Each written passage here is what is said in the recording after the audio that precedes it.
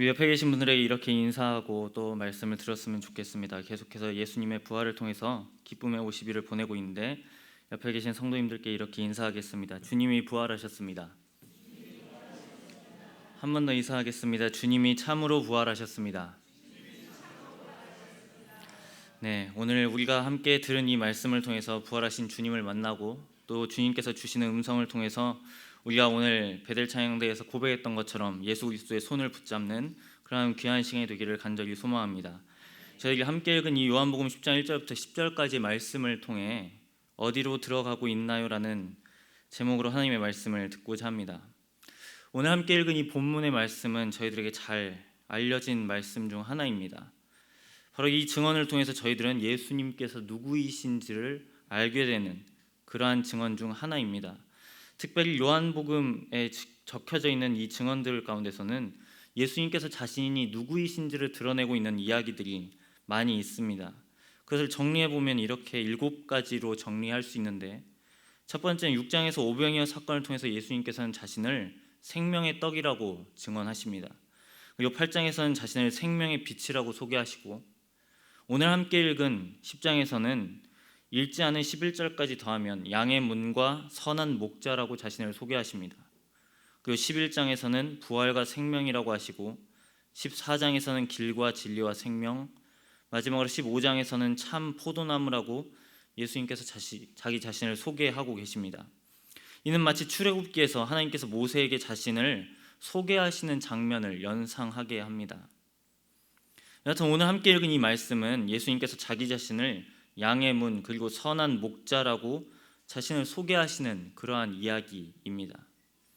그런데 오늘 이 자기 자신을 소개하는 이 본문을 우리는 이 시기를 조금 주목해 볼 필요가 있겠습니다. 예수님께서 이 말씀을 주셨을 때는 수전절이라는 그러한 유대인들의 명절에 해당하는 그러한 시기였습니다. 그리고 뿐만 아니라 이 앞뒤 전후 문맥을 살펴볼 때에 이 말씀을 듣는 대상이 누구인지를 또한 우리가 알아볼 때에 정확한 의미를 파악할 수 있다라는 것입니다.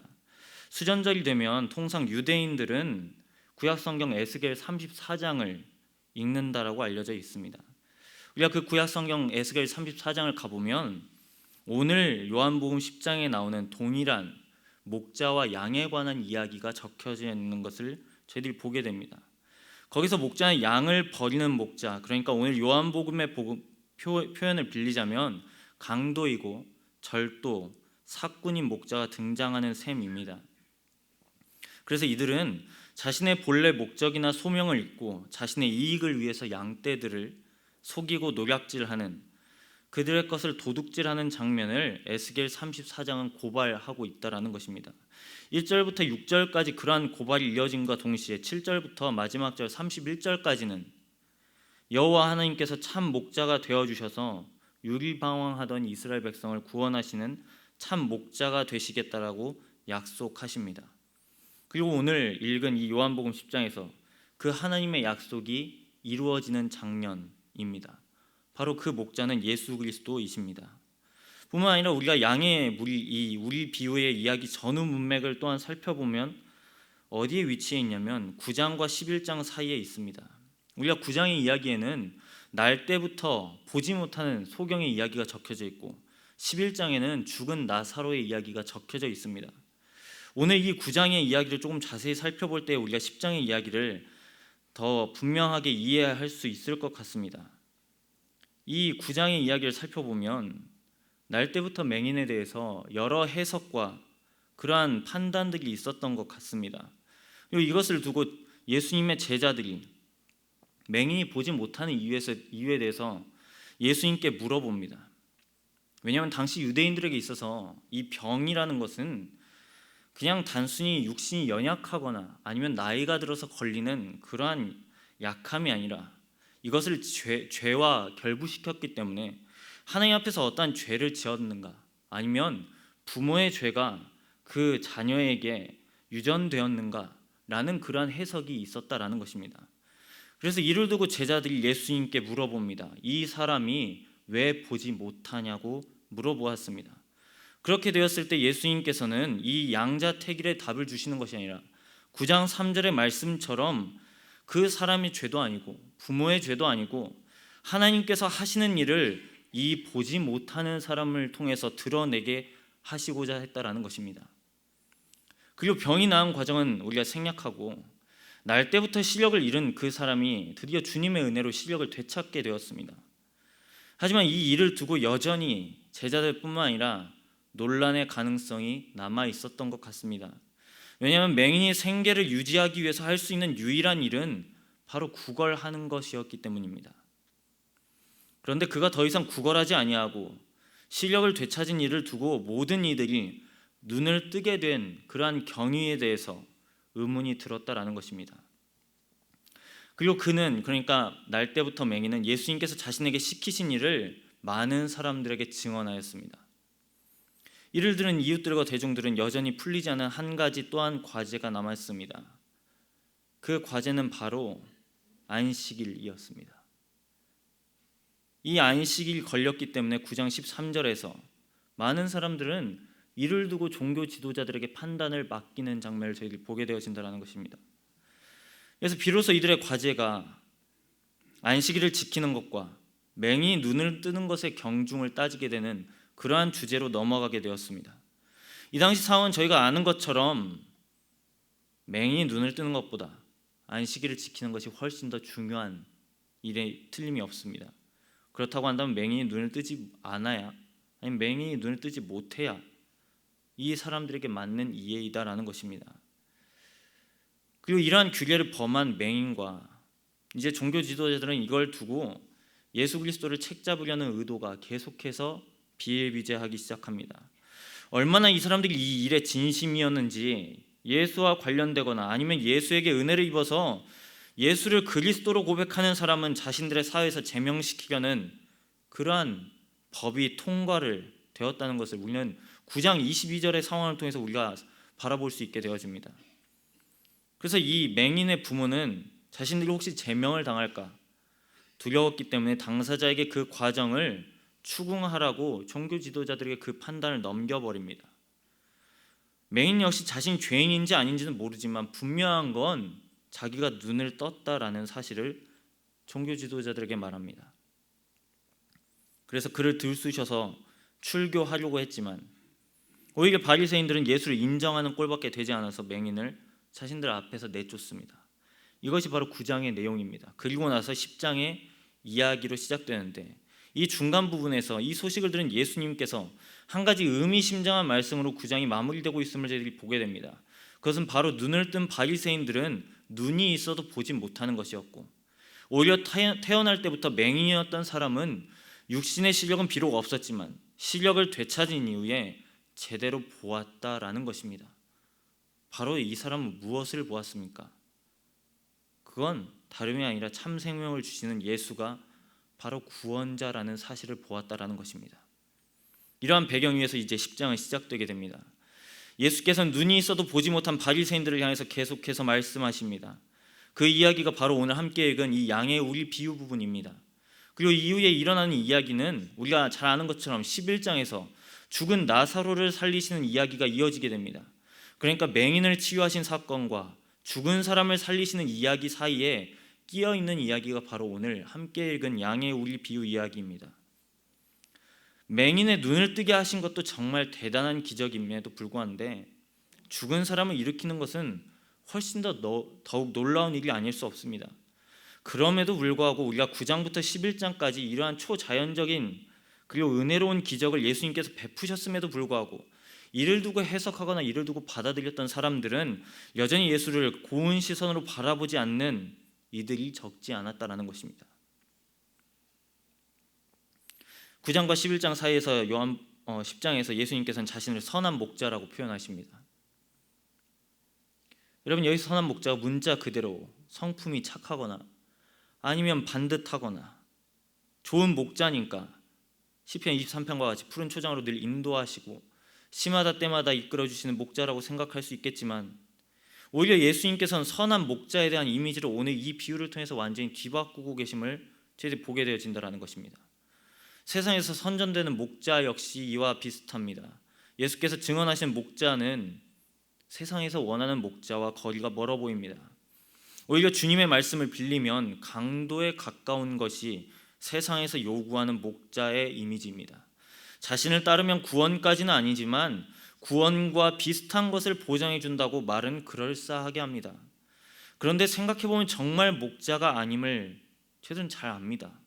양의 무리를 이간질하고 빼앗고 강탈하고 양을 잘 대우해주는 목적은 정말 양을 잘 대우해주기 위해서 그런 것이 아니라, 이런 표현을 써서 정말 죄송하지만 양을 등쳐먹기 위한 그런 일이 다반사이다라는 것입니다. 이런 사람들은 언제나 본질을 집중하는 게 아니라 그 외의 것, 곁다리나 껍데기 등만을 붙잡는다는 것입니다. 여러분, 저는 지금 이게 어떤 특정 정당이나 어떤 지도자가 그랬다는 게 아닙니다. 이 당시 종교 지도자들의 내면이 그랬다는 것입니다. 그리고 이러한 구석은 100%가 아니라고 하더라도 여전히 오늘날에도 재현되고 있는 상황임을 우리는 부인할 수 없습니다. 더욱 안타까운 것은 오히려 이런 사람들에게 더 휘말리기도 쉽고 대중들은 이런 사람들에게 휘둘리기 쉽다라는 현실입니다. 목자의 탈을 쓴 강도가 도처에 널려 있습니다. 그리고 이런 사람들의 흑색선전이나 미디어 등을 통해서 많은 자신들의 것을 주장했을 때 얼마나 많은 사람이 이러한 허황된 것에 내몰리고 있고 휘둘리고 있고 그런 것에 영향을 받고 있는지 우리는 오늘날의 현실을 보게 된다는 것입니다. 이런 상황 가운데서 우리 역시 잘 생각해 보아야 합니다. 강도와 같은 이들에게 반응을 하고 있는 것인지, 아니면 정말 참 생명을 주고 계신다는 오늘 주님의 증언과 같이 우리의 마음은 어디를 더욱 향하고 있는지, 오늘 이 말씀은 우리의 중심을 돌아보게 한다는 것입니다. 예수님께서 강도의 특징을 이렇게 설명하고 계십니다. 양의 우리에 들어가지 않는다고 하고 다른 데로 넘어간다라고 말씀하십니다. 그리고 강도는 양들의 이름을 알지 못합니다. 그리고 또한 강도는 생명을 주려고 온 것이 아니라 도둑질하고 멸망시키려는 것밖에 없다고 하십니다. 여기서 더 나아가서 11절과 12절은 더욱 예수님께서 그 증언을 확장시키고 계십니다. 강도는 양들을 위해서 목숨을 버리지 않습니다. 양을 버리고 도망갈 뿐입니다. 이와 반대로 목자는 양의 이름을 다 알고 계십니다. 그리고 양을 보호하기 위해서 자신의 목숨마저도 내놓는다고 예수님 말씀하십니다. 도둑이나 강도는 문으로 들어오지 않고 비정상적인 방법으로 양에게 접근할지 모르지만, 목자는 항상 정상적인 방법으로, 그러니까 문을 열고 들어가서 양들에게 자신의 음성을 들려주시고 양들을 인도하신다라고 말씀하십니다. 그리고 양은 그 목자의 음성에만 반응한다고 하십니다. 앞서 언급했던 에스겔 34장 30절과 31절에 이러한 말씀이 계십니다. 그들이 내가 여호와 그들의 하나님이며 그들과 함께 있는 줄을 알고 그들 곧 이스라엘 족속이 내 백성인 줄 알리라. 주 여호와의 말씀이라. 내 양 곧 내 초장의 양 너희는 사람이요 나는 너희 하나님이라. 주 여호와의 말씀이니라. 분명히 종교 지도자들은 예수의 일거수일투족을 책잡아서 딴지를 걸고 넘어가고 있습니다.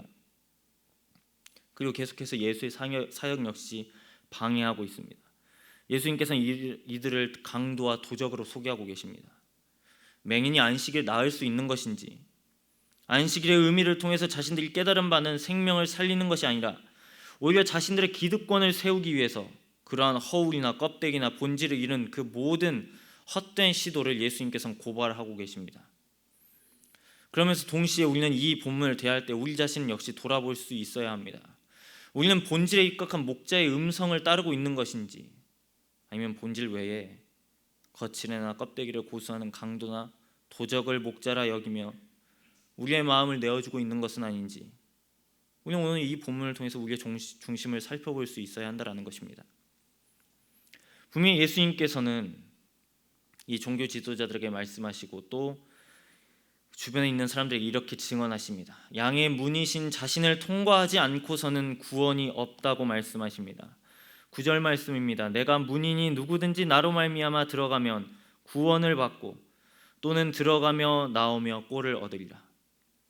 참 목자이신 주님만을 통해서만 구원을 받을 수 있습니다. 예수님은 양들의 이름을 알고 계시고 예수님은 양들을 위해서 자신의 목숨을 내놓기 위해서 이 땅 가운데 오셨습니다. 그리고 오늘 이 말씀의 마지막 부분인 10장 10절은 이렇게 증언하고 계십니다. 도둑이 오는 것은 도둑질하고 죽이고 멸망시키려는 것뿐이요 내가 온 것은 양으로 생명을 얻게 하고 더 풍성히 얻게 하려는 것이라. 여기서 우리는 예수님께서 자신의 양을 부르는 이유가 어디 있는지 살펴볼 수 있습니다. 그것은 바로 생명을 얻게 하시기 위함입니다. 그런데 주님께서는 이 생명을 얻게 하실 뿐만이 아니라 이 생명의 상태가 풍성히 차고 넘치게 하신다고 말씀하십니다. 그럼 여기서 우리가 되짚어 보아야 할 것은 바로 생명입니다. 요한복음에서는 생명을 곧 예수 그리스도라고 증언하고 있습니다. 그럴 때 우리는 곧장 이것을 영원한 생명, 곧 영생으로 적용하기도 하고 또 그렇게 떠올리기도 하고 그렇게 받아들입니다. 맞습니다.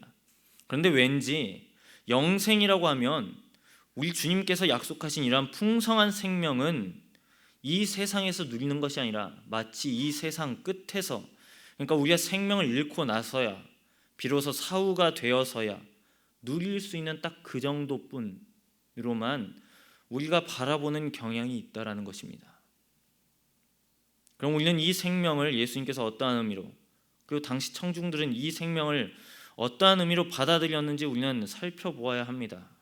우리가 아는 것처럼 당시 유대 사회는 그렇게 잘 먹고 잘 사는 소위 웰빙의 시대가 아니었습니다.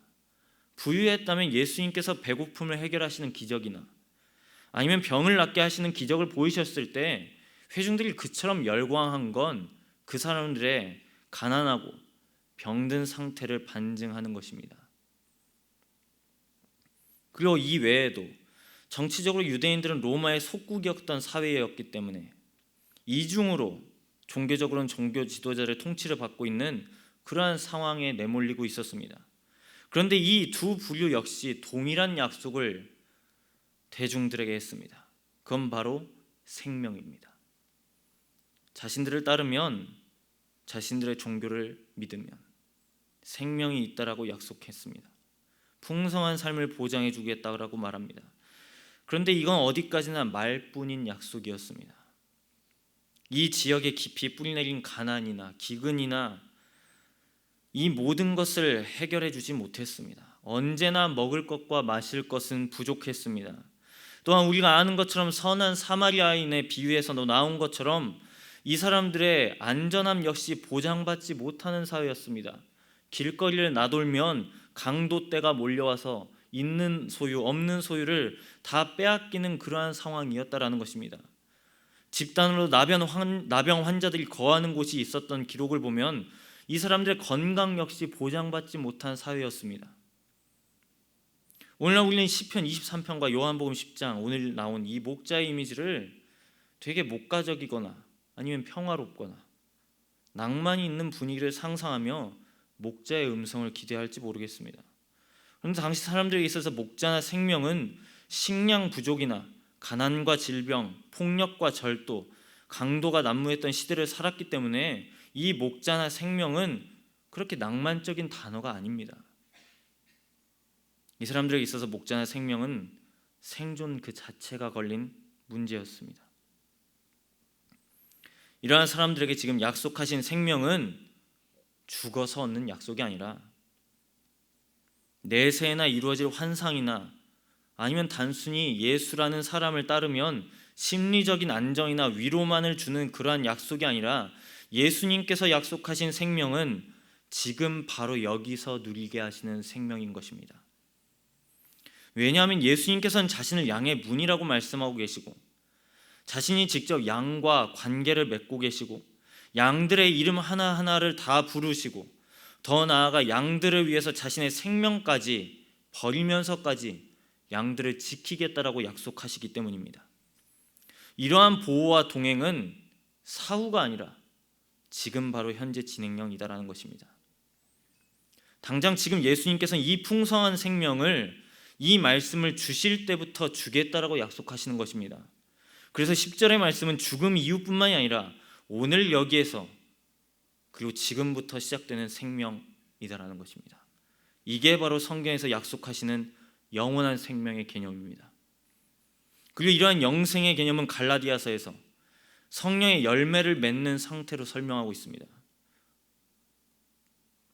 그래서 여러분, 우리는 생명이 있다고 한다면 반드시 열매를 맺는 삶을 살게 되는 겁니다.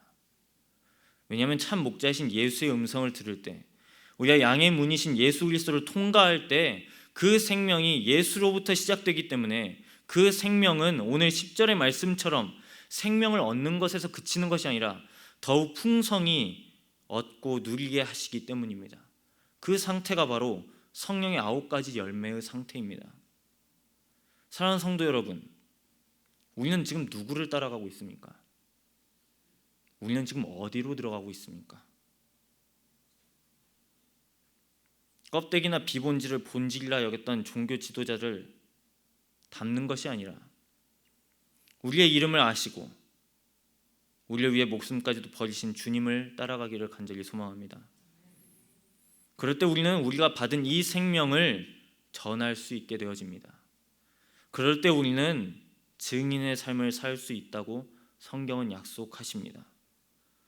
이 풍성한 생명은 지금 우리에게 보장되어진 약속입니다.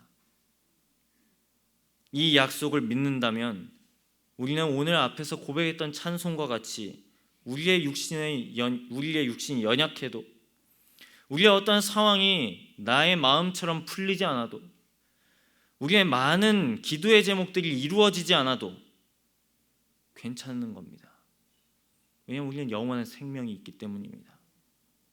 요한복음 10장은 이미 우리에게 그것을 약속으로 주셨다고 우리에게 말씀하고 계십니다. 10장 10절의 말씀입니다. 도둑이 오는 것은 도둑질하고 죽이고 멸망시키려는 것뿐이요 내가 온 것은 양으로 생명을 얻게 하고 더 풍성히 얻게 하신다고 우리 주님께서 말씀하십니다. 다 함께 기도하겠습니다.